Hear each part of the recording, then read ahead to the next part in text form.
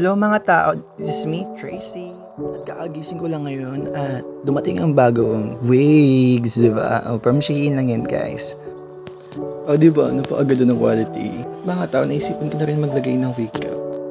Pak, napakaganda, babaeng to. Tao ka pa ba? Tao yan syempre.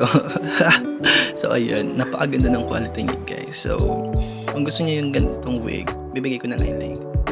Mga tao, naisipan ko to i-curl ngayon para naman maganda pa sa pag ginamit, di ba? Ayan, di ba? Napakaganda na.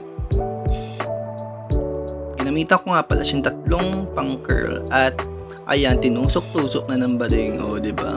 Sige, parang maganda din. Mga tao, sa Orange app ko nga lang pala nabili tong curl na to. At dito ginamita ko na siya ng Magic.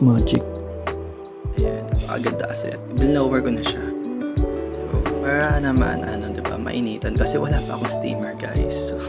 So kung napansin nyo, may mga ni-spray ako na para miss. Tubig lang yun, guys. So kayo magkalala.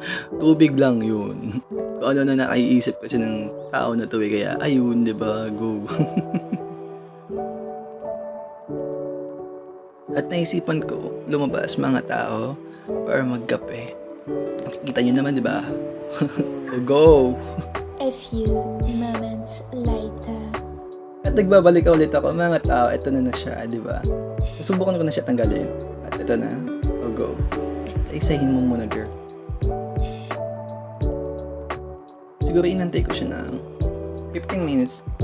Tapos, since na synthetic lang naman siya, at na-blower ko naman siya, napainit ko naman siya ng todo. At ayan, sinuklay ko na siya para maganda naman yung quality niya tignan. As ayun, ginamitan ko siya ng butterfly shadow para mas pasabog, diba?